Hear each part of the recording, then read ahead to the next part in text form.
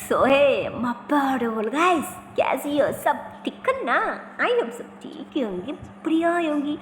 So guys, new story के पिछले part में हम लोगों ने देखा था कि ओह माय गॉड, मतलब क्या बोलूं यार, यहाँ पे तो अभी अभी एक शादी विदा होते ना होते अब यहाँ पे दूसरी शादी की तैयारियाँ हो रही थी। दूसरी शादी की अरेंजमेंट भी हो चुकी थी, अभी सिर्फ और सिर्फ इन दोनों के कारण, क्योंकि वो दोनों अपने फ्रेंड को इतनी तकलीफ़ में अकेले छोड़ना नहीं चाह रही थी। ऊपर से दिखने में भी अच्छा खासा सुंदर थी और सोच समझदारी में भी बढ़िया था, और उसकी हरकत भी सबका पसंद आ चुकी थी।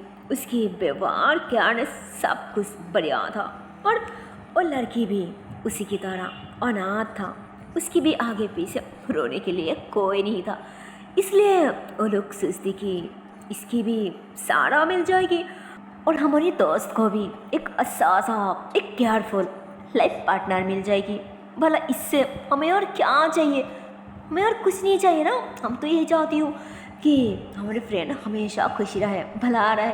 खैर, मृतिका उस लड़की को अच्छे से बिल्कुल दुल्हन की तरह तैयार करके ले आती, और चाच को तो वो तो शादी की दुल्हन ही थी ना। बट हाँ, ये बात सच था कि उसकी शादी की कोई बात ही नहीं हो रहा था, बट उसकी शादी अचानक से हो रही थी। पर हो तो रही थी ना शादी, चाहे वो अचानक से क्यों ना हो। खैर, इधर मृतिका उससे सबके सामने सजा गजा के ले आके खड़ी कर दी थी। इधर पंडित भी फिर से आ चुकी थी, और अभी भी वही पंडित आ चुकी थी। पर इधर उसकी जो फ्रेंड था ना, वो तो अभी तक आ नहीं रही थी। तो रानी इधर उधर झांक के देखने लग जाती, पर वो दिखाई नहीं दे रहा था। जिसमें वो कहती, एक काम कर, मैं उसे लेके आती हूँ। तो उसे लेके बैठ जाओ ना, मैं अभी आती हूँ। हाँ, तो ऐसे बोल के वो देखने चले जाती है ना कि वो क्या कर रहा है, कहाँ है। तो क्या बोलूँ यार, तो फ्रेश तो हो चुके थे, बट वो जा नहीं रही थी। मतलब जहाँ पे सबकी सब है वहाँ पे जा नहीं रही थी, और शायद वो वहीं पे खड़ी खड़ी कुछ सोच रही है। तो इतने में रानी पैसे से जाके उसके शोल्डर पे ऐसे ही ना टैप टैप करती कि क्या हुआ, सोच क्या रही है, बोला ना कि जल्दी से आ जाना। तो अभी तक आ क्यों नहीं रही थी, वहाँ क्या बता। तो पीछे मुड़ती और रानी के दोनों हाथ पकड़ ली थी। रानी यार, प्लीज देख, समझा कर, मैं शादी नहीं करना चाहती, मुझे शादी करने की कोई इरादा नहीं है। तो क्यों नहीं समझ रहा है यार, प्लीज तो कैंसिल कर दे। मैं उस लड़की को शादी नहीं कर सकती। अरे समझा कर ना, मैं उससे प्यार करती हूँ, उससे पसंद करती हूँ, इसे नहीं। वो मेरे दिल में है, मैं इसे कैसे शादी करूँ? हाँ प्लीज प्लीज मेरी बात समझने की कोशिश कर, प्लीज। तो इतने में रानी कहती, हाँ, कि तू उसे प्यार करती है, बहुत ज़्यादा प्यार करती है, पागल की तरह प्यार करती है। यही तो प्रॉब्लम है ना, यही तो दिक्कत है कि तू उसे प्यार करती है, पर वो नहीं। अरे पागल, समझा कर ना, वो तुझे कभी प्यार किया ही नहीं। अगर वो तुझे सच्चा प्यार करती ना, तब तो वो तुझे सबकी भी ऐसे अकेली छोड़ के कभी ना जा पाती, कभी नहीं। इतनी अपमान किया, इतनी इंसल्ट किया यार। तो अभी भी उसके बारे में सोच रहा है? हाँ, पर इसे तो देख, ये कितनी प्यारी लड़की है, कितनी अच्छी है, संस्कारी है, समझदार है, तेरी बहुत ध्यान रखेगी। अरे समझा कर ना यार, हम तो उसे अपनी लाइफ पार्टनर बनाना चाहती हो ना, कि जो हमें बहुत प्यार करे, हमें बहुत प्यार करे, और सबसे बड़ी बात, हमें बहुत ज़्यादा इज्जत करे। एक बार सोच के तो देख, वो लड़की कितनी बदतमीज है कि भी कितना बुरा वाला काम, तो सीधा साफ सब इनकार की सबके सामने। और तो यार प्लीज मेरी बात समझा कर भाई, मैं तेरी भलाई चाहती हूँ। मुझे लगता है तुझे ना बिल्कुल ऐसे एक लाइफ पार्टनर की जरूरत है, न कि उसकी तरह बदतमीज और घमंडी। अरे वो लड़की तो मुझे पहले से बिल्कुल नहीं पसंद, बिल्कुल नहीं, थोड़ा भी अच्छा नहीं लगता। पता है, बात बात पे टोन करती है, हर किसी को नीचा दिखाती है। अरे ऐसे भी करता है, पता नहीं कौन सी अमीर खानदान की औलाद है। क्या बोलूँ, इसलिए कह रही हूँ जो हुआ वो शायद अच्छाई के लिए हुआ। और देख हम सच में तेरी भलाई चाहती हूँ यार, सच में हम सब की सब तेरी भलाई चाहती हूँ। और अब तो उसकी भी, क्योंकि वो बेचारी भी तेरी तरह अनाथ है, उसकी भी आगे पीछे कोई नहीं है। इसलिए मुझे लगा था कि अगर ऐसा रिश्ता हो जाए तब तो शायद तुम दोनों की भलाई होगा ना, अच्छा ही होगा। क्या कुछ तो बोल यार। तो ओ थोड़ी देर खामोश रहती तो रानी भी सोचती और फिर कहती अच्छा ठीक है, अगर वो तुझे नहीं पसंद तो नहीं मानती तो इट्स ओके, कोई ना, मैं तुझे कोई फोर्स नहीं करूँगी और नहीं कोई ज़बरदस्ती। मैं काम करती हूँ, मैं अभी जाके ये शादी कैंसिल कर देती हूँ, रुका देती हूँ। बाद में उसे कोई ना कोई मिल ही जाएगी ना, क्योंकि उसकी लाइफ में है ही तो इतनी ज़्यादा दुख। तो रुक, मैं आती हूँ, तो पड़ी रहे यहीं पे उस घटिया लड़की के पीछे, क्योंकि ये तेरी लाइफ है ना, इसलिए डिसीजन भी शायद तेरी होना चाहिए, हमारी नहीं। अरे हम तो बस क्या बोलूँ, कोई ना, पर जो भी कहूँ हम तेरी भलाई सोचा था। अरे हमें तेरी फिक्र थी इसलिए, पर तुझे तेरी भलाई कहाँ देख रहा है, तुझे अपनी फिक्र कहाँ देख रहा है, तुझे तो उसकी फिक्र है ना। तो खुद ऐसे एक रास्ते की तरफ खुद को धकेल रहा है जहाँ पे सिर्फ दुख ही दुख है। तो उस लड़की के साथ कभी खुश नहीं रह पाएगी यार, कभी नहीं। पर कोई ना, इट्स ओके, तेरी मर्जी है ना, तो फाइन, मैं आती हूँ।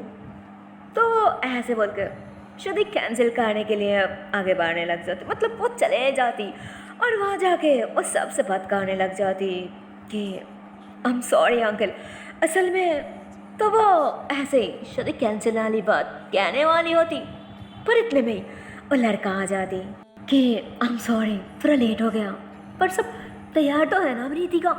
तो इतने में रानी अचानक पीछे मुड़ती तो उसकी नज़र तो उस पर चले जाती, तो वो इशारा करती कि आई एम सॉरी और शादी कैंसिल करने की कोई ज़रूरत नहीं है, मैं शादी करूँगी, मैं शादी करने के लिए तैयार हूँ। तो वो ऐसे इशारा कर दी थी, तो रानी खुश हो जाती कि क्या सच में कहीं तू हमारे साथ प्लान तो नहीं कर रहा है। तो अपने सारे ला के इशारा करती कि सच में। तो और ज़्यादा खुश हो जाती और उछालने लग जाती कि ये आ भाई ना मजा। अरे भाई तुम लोग खरी खरी देख क्यों रही हो, हाँ, एक अच्छा सा सॉन्ग चालू कर दो ना। अरे ये मेरी यार की शादी है, ये मेरी यार की शादी है। तो ऐसे बोल के तो मन एकदम से उछालने लग जाती है ना, पागल हो जाते मतलब वो खुशी की मारे, और कहती अरे पंडित जी खड़ी क्यों है, आप भी स्टार्ट हो जाइए ना। अरे ये मेरी दोस्त की शादी है और चांस को तो आज तो मैं बहुत ज़्यादा खुश हूँ, बहुत ज़्यादा खुश, क्योंकि मेरी एक सहेली की शादी हो चुकी है और वो तो अब तक अपने ससुराल शायद पहुँच भी जा रहा है और दूसरी की हो रहा है और ये भी बहुत जल्दी अपने घर पहुँच जाएगी ना। अरे मुझे तो खुशी की कोई ठिकाना ही नहीं है, मैं तो बहुत खुश हूँ, बहुत खुश। ये तो क्या बोलूँ यार, वो तो ऐसे बोल के अब पागलों की तरह डांस करने लग जाती है ना उस सॉन्ग के साथ साथ, और साथ में सबको ले लेती, मतलब अपनी आंटी को, अपनी मौसी को, और वहाँ पर जितनी सारी छोटी छोटी बच्चा भी था ना, और सब भी और भी कुछ लोग थे ना गाँव के, और सब की सब उसके साथ साथ वही सॉन्ग के साथ इतनी अच्छे से डांस कर रही थी ना, सबको बहुत अच्छा लग रहा था, सबको बहुत मज़ा आ रहा था, सब बहुत अच्छे से इंजॉय कर रही थी, मस्ती कर रही थी। इधर शादी की रस्म भी हो रही थी और सास को तो अब काफ़ी रात भी हो चुकी थी, पर फिर भी इतनी रात होने के बाद भी उसके अंकल ने दुकान पे कॉल करके जो भी सारी चीज़ें शादी में ज़रूरत थी ना, और सब की सब अरेंजमेंट कर लिया था। और उन लोगों को ये भी कहा गया था कि सारी सामान वगैरह मेरे घर पे पहुंच देना चाहिए, वो भी अभी की अभी। और सबके साथ साथ उन्होंने दुल्हन के लिए मंगलसूत्र और दुल्हा के लिए एक अंगूठी भी अरेंजमेंट कर चुकी थी। और सास को तो वो लड़की इन लोगों को कुछ भी नहीं लगती, कोई रिश्तेदार नहीं, और नहीं रिश्तेदारों की रिश्तेदार, मतलब कुछ भी नहीं। पर फिर भी उन्हें जितना हो सके उन्होंने उससे भी ज़्यादा ही कोशिश करती। और उसके बाद फाइनली वह लड़का उसे मंगलसूत्र पहना दी थी, और साथ साथ बहुत सिंदूर भी पहना दी थी। और थोड़ा अब तो मानो यहाँ पे इन दोनों की शादी भी पूरी तरह से कंप्लीट हो जाती। और सोच मानो तो पूरी रात इन लोगों की ऐसे ही बीत जाती है ना, जागते हुए। और ये लोग कल रात भी जग चुकी थी ना अपनी बेटी के लिए, पर आज रात भी कोई भी सोया नहीं था। और अब तो मानो सुबह की 4 बज रही होती है, ऐसे ही ना इस सारे काम कंप्लीट होते हुए। और सच मानो तो उन लोग जाने के बाद ही इन लोगों की शादी की काम स्टार्ट हुआ था, इसलिए एकदम से सुबह हो जाता। तो शादी की काम कंप्लीट होते ही वो दोनों बुजुर्ग लोगों की उसके अंकल आंटी को प्रणाम कर लेती, उन लोगों की आशीर्वाद लेती। तो इतने में उसके अंकल और उसके आंटी कहती, अरे बेटा एक काम करो, पूरी रात ऐसे ही जगी हो, एक भी नहीं सोई, पहले थोड़ा सो जाओ, पहले आराम कर लो, बाद में बात करती है। हाँ, तो इतने में मृतिका कहती, अरे नहीं नहीं आंटी, हम अभी नहीं सो सकती, अरे देखिए ना सुबह हो ही रहा है, अगर हम इस वक्त सो गए ना तब तो फिर पता नहीं हम कब जग पाऊंगी या फिर जग पाऊंगी कि नहीं, क्योंकि इस सुबह की जो नींद होती है ना ये सच में बहुत खतरनाक होती है, ये टूटना ही नहीं चाहती यार, क्या बोलो। पर चाच मानिए तो आज हमें निकालना ही होगा, क्योंकि आज घर जाना भी बहुत ज़्यादा ज़रूरी है।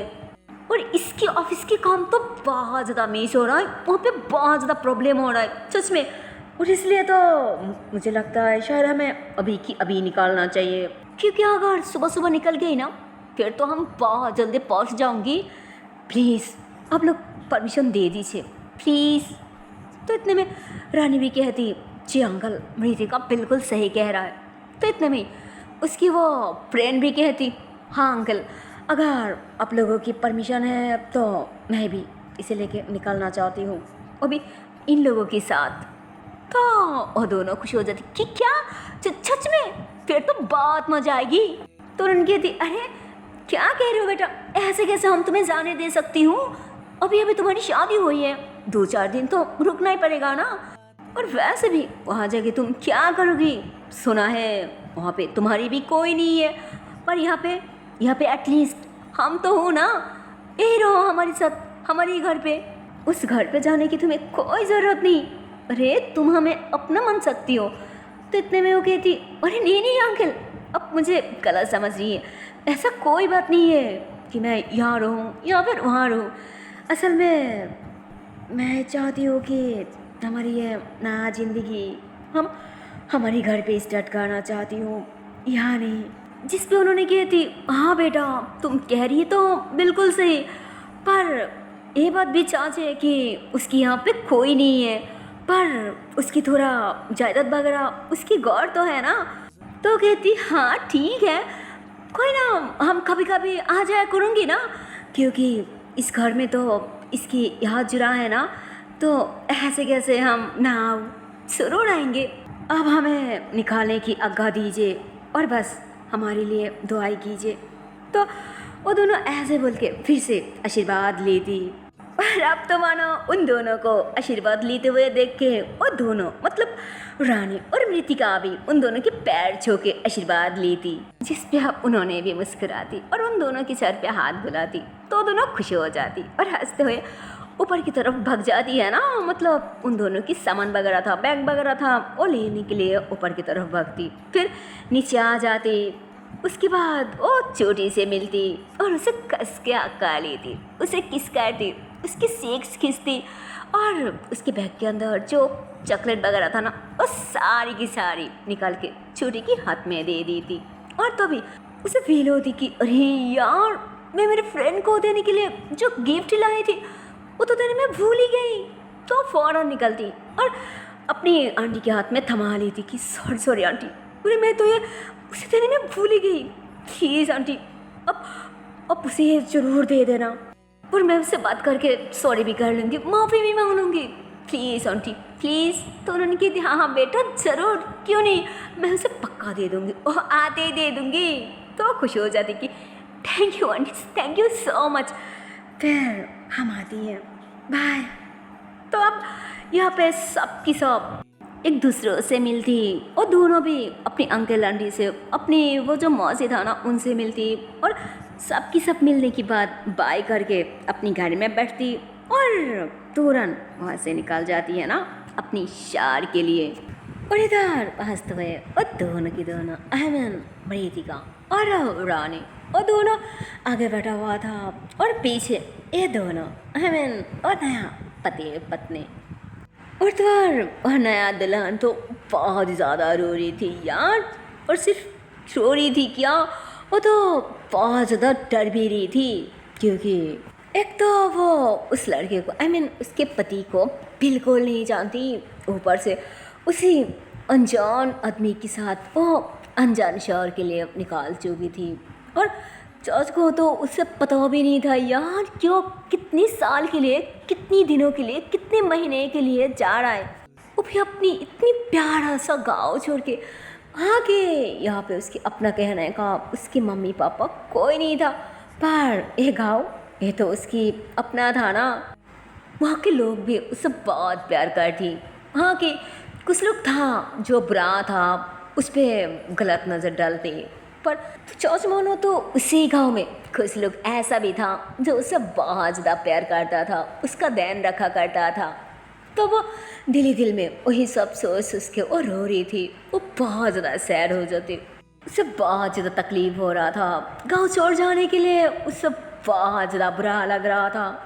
तो वो लड़का उसके हाथ पकड़ने वाली होती, लेकिन वो तो घबराहट के मारे भाई सा अपनी हाथ एक ही लेती कि क्या करी है। तो वो मुस्कुराती और फिर धीरे से कहती अरे रिलैक्स, घबराओ मत, इतनी घबरा क्यों रही हो, अरे मैं तुम्हें कहाँ तोड़ी जाऊँगी, मैं तो बस तुम्हारे हाथ पकड़ना चाहती थी, और अगर तुम नहीं चाहती हो तो सुखे फाइन, पर इतनी डरो तो मत। तो वो ऐसे बोलकर थोड़ा सा दूर होकर बैठ जाती। तो इतने में घर में हल्का सा झटका लग जाती, जिस पे तो भाई सा अब वो खुद ही अपने पति के करीब आ जाती और मतलब एकदम से उसके सीने पे आ जाती और उसके कंधे को भी पकड़ ली थी, जिस पे उसे बहुत अच्छा लगता यार। वो तो मौके पर चाका मार दी थी, मतलब वो फटक से उसकी सीक्स पे किस कर दी थी, जिस पे वो बहुत ज़्यादा घबरा जाती और वो घबराहट के मारे फ़ौरन उससे दूर होने की कोशिश करती। पर उससे पहले वो तो उसकी कमर में हाथ डाल के उससे कस के पकड़ ली थी कि अरे देखा ना, मैं तो बस इसीलिए पहले तुम्हें पकड़ना चाह रही थी। तो कहती इसीलिए मतलब, तो वो ऐसे बोल के फिर से थोड़ा दूर होने की कोशिश करती कि उसे छुड़िए ना। तो कहती अरे क्या करी हो, ऐसे ही रहो ना मेरे करीब, प्लीज़ दूर मत भागो, और नहीं तो पता नहीं फिर तुम्हें कितनी चोट लग जाएगी। हाँ तो क्या बोलो यार, वो तो बहुत ही ज़्यादा भोली थी, गाँव की सीधे सादा लड़की, घर में पहली बार बैठ चुकी थी, इसलिए मानो गाड़ी के बारे में उसे कोई जानकारी नहीं था, कोई अंदाजा ही नहीं था कि घर में बैठने के बाद कैसा फील होती है, कैसा लगती है, अच्छा लगती है या फिर बुरा लगती है, या फिर गाड़ी के अंदर क्या किस्मी होती है यार। मतलब उसे तो मानो कुछ भी नहीं पता था, मानो कुछ भी नहीं। तो वो ऐसे ही अपनी बीवी को थोड़ा हार करीब कर ली थी और ऐसे ही ना झूठ कहने लग जाती। तो वो कहती अच्छा घर में ऐसी होती है, तो कहती हाँ बिल्कुल वैसे होता हूँ, बहुत चोट लग जाती है, या फिर तुम तो एकदम से बाहर भी गिर सकती हो। हाँ तो घबरा जाती कि हाँ गिर जा सकती हो, फिर तो मेरी हड्डी पसली छुर हो जाएगी ना। तो कहती हाँ हाँ ऑफ कोर्स होगी ना, अगर तुम गिर गई तो कहती फिर मुझे क्या करनी है, देखिए मैं नहीं चाहती कि मेरी कमर टूट जाए। हाँ तो वो मुस्कुराती कि हाय क्या भोली है, मेरे बात पे आ गई, जिसमें मानना पड़ेगा। तो ऐसे ही सोचती और मुस्कुराती कि हाँ हाँ पर उससे पहले तो तुम्हें एक काम करना पड़ेगा ना, फिर तो तुम्हें कुछ नहीं होगा। तो कहती काम, कौन सी काम, गाड़ी के अंदर। तो कहती अरे बाबा ऐसा वैसा कोई काम नहीं, तुम्हें तो बस मुझे पकड़ के मेरे बहुत ज़्यादा पास रहना पड़ेगा, फिर तुम्हें कुछ नहीं होगा। और ऐसे कैसे होगी, क्योंकि मैं तो तुम्हें कस के पकड़ रखूँ ना। तो वो ऐसे घबराते हुए कहते, हाँ ठीक है ना, ठीक है, मैं आपके करीब रहूँगी, मैं कहीं नहीं जाऊँगी, पर उससे सच में मुझे कुछ नहीं होगा ना। तो कहती, हाँ मेरे बच्चा कुछ नहीं होगा पक्का। तो कहती, क्या? देखिए मैं बाबू नहीं हूँ, मैं चाया हूँ, हाँ मैं चाया हूँ। तो ऐसे बोलती, और उसको तो दिल में काँपड़ी होती है, क्योंकि उसे बहुत ज़्यादा घबराहट हो रही थी। बट वो अभी भी उसके बहुत ज़्यादा पास थी, उसे शर्म भी बहुत आ रहा था, वो बहुत ज़्यादा अनकंफर्टेबल भी हो रही थी।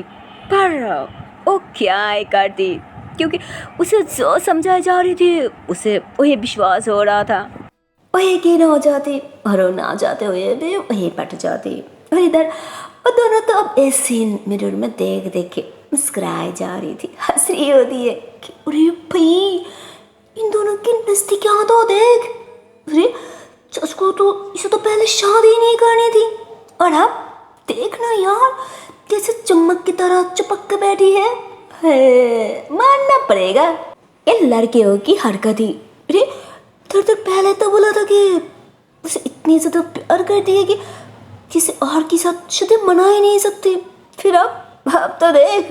तो इतने में मृतिका कहती, हाँ तो अच्छा हुआ ना कि हमारी फ्रेंड सब कुछ भुला के आगे बढ़ना चाहती है, संसारी हो रहा है, तो फिर तो क्या चाहती है कि हमारी फ्रेंड उस घटिया बदतमीज लड़की के चक्कर में सारी जिंदगी के लिए अकेली रह जाए, कभी बन जाए।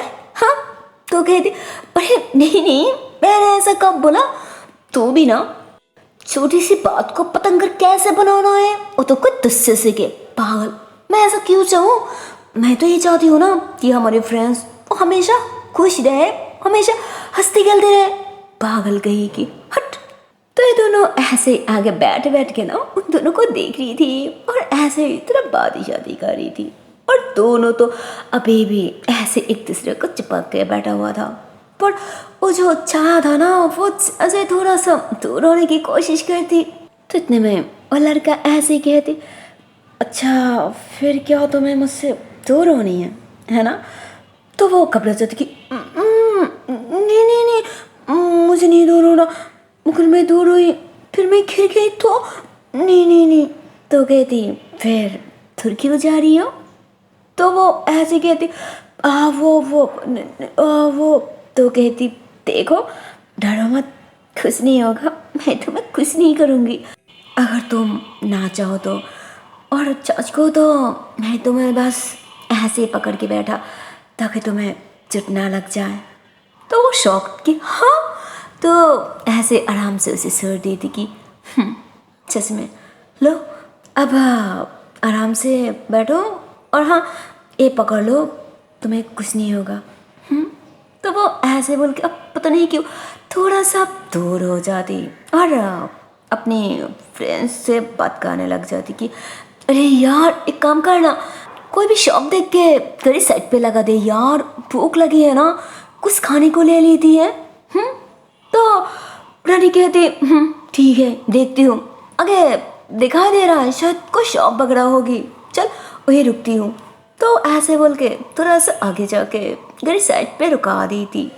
सुबह था, पूरी रास्ता सुनसान था, एक भी लोग वगैरह मतलब कुछ भी नहीं थी, बस एक छोटी सी शॉप वाला, मतलब वो गांव के रास्ते पे जो छोटी छोटी दुकान वगैरह होती है ना वैसा ही कुछ, और वो लोग शायद अभी भी खुली है।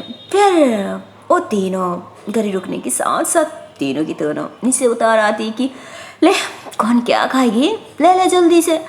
तो मतलब ये बात उसकी वो जो लड़का फ्रेंड था ना वो कह दी थी। तो इतने में रानी कहती हाँ ले रही हूँ, पर तो बता ना तेरी बेबी क्या खाएगी। हाँ तो कहती मुझे कैसे पता होगा, तू जाके पूछ क्यों क्या खाएगी। तो कहती अरे भाई ये तो तेरी काम है ना। तो मृतिका कहती हाँ ठीक है उसकी काम है, फिर तू अभी के लिए कर देना, जा पूछ किया। तो कहती अच्छा ठीक है।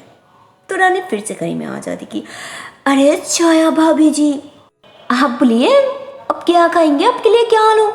तो मना कर दी थी कि नहीं नहीं, मुझे कुछ नहीं खाना, मुझे भूख नहीं लगी। तो कहती अरे ऐसे कैसे नहीं खानी, भूख तो जरूर लगी है ना, तो जल्दी बताइए। तो कहती प्लीज़ सच में मुझे कुछ नहीं खाना। तो कहती पर कुछ तो फिर से रिक्वेस्ट करती कि प्लीज़। तो कहती ठीक है। तो रानी ऐसे बोल के पता नहीं क्यों वो अपनी घर के पीछे चले जाती। वो अब जाके घर की डिक्की खोलती और फिर वहाँ से कुछ निकालती, और वहाँ से कुछ निकालने के बाद वो डिक्की फिर से लॉक करने वाली होती। पर इतने में ही उसकी फ्रेंड उसे बुलाने लग जाती कि अरे रानी कहाँ चली गई, जल्दी आना।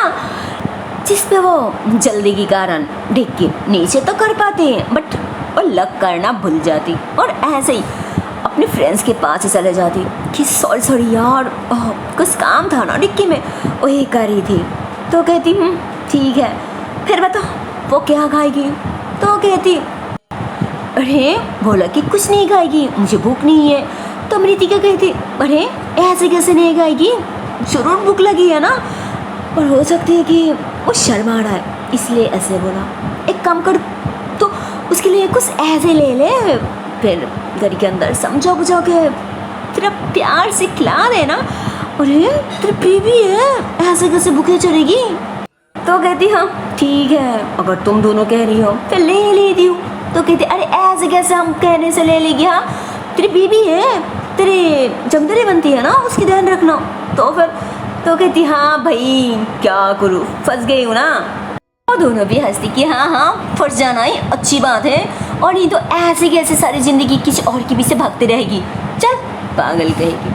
तो फिर से ये लोग घर में आके बैठ जाते हैं, और सांझ को तो वो जो चाय था ना उसे अब तक बिल्कुल अच्छा नहीं लग रहा था, क्योंकि वो सोच रही होती है कि जब वो मुझे पकड़ रखा तो थोड़ा अच्छा फील हो रहा था, पर जैसे मुझे छोड़ दी तो बिल्कुल नहीं अच्छा लग रही है, ऐसे क्यों। तो दिल में ऐसे ही सोच रही होती है, क्योंकि अब उसे अपने पति के ट्रस्ट उसके करीब आना शायद थोड़ा सा अक्सा लगने वाली थी, थोड़ा अच्छा लग रही थी, इसलिए वो ऐसे ही सोच रहा था, और दिल में तो खुश भी हो रही थी। तो इतने में वो तीनों आके घर में बैठ जाते। तो इतने में उसकी फ्रेंड कहती रानी एक काम करना, हमें रेल स्टेशन पे छोड़ देना, हम वहीं से ट्रेन पकड़ लूँगी, फिर हम हमारी रास्ते पे और तुम दोनों अपनी। तो मृतिका कहती हाँ भाई हम तुम दोनों के बीच में कबाब में हड्डी नहीं बनूंगी, हम तुम्हें वही छोड़ दूंगी। तो कहती अरे ऐसा कुछ नहीं है पागल, अगर जानी है तो चल ना। तो कहती नहीं भाई अभी नहीं, बाद में कभी चले जाऊंगी। तो कहती अच्छा ठीक है। फिर गाड़ी स्टार्ट करती और रानी छस में गाड़ी रेल स्टेशन पे ले आती, चारों की चारों गाड़ी से नीचे उतरती, सबकी सब अच्छे से बातें शादी करती, दोनों के दोनों अपने फ्रेंड्स को भी समझाती और छाया को भी। फिर वो दोनों अपनी गाड़ी लेके फिर से अपने घर के लिए निकाल जाती, और अपने घर आते ही रानी अपने फ्रेंड्स को ड्रॉप कर दी थी, और फिर वो भी अपने घर आ जाती, अपनी गाड़ी छत पे पार्क करती और सोचती कि यार वो सामान तो डिक्की में रह गई, एक काम करती हूँ डिक्की खोल के वो ले आती हूँ। पर वो जैसे डिक्की उतरने वाली होती है ना, तो देखती कि यार डिक्की तो अभी भी खुला है, यार शायद मैं लॉक ही नहीं किया था। तो भाई साहब वो ऐसे बोल के ऐसे डिक्की ओपन करती है ना, माय गॉड मतलब क्या बोलूँ, वो तो डिक्की ओपन करके एकदम से शॉक्ड हो जाती यार, क्योंकि उस डिक्की के अंदर कुछ और नहीं था यार। वहाँ पे तो एक खूबसूरत सी लड़की, वो भी बेहोश पड़ा था।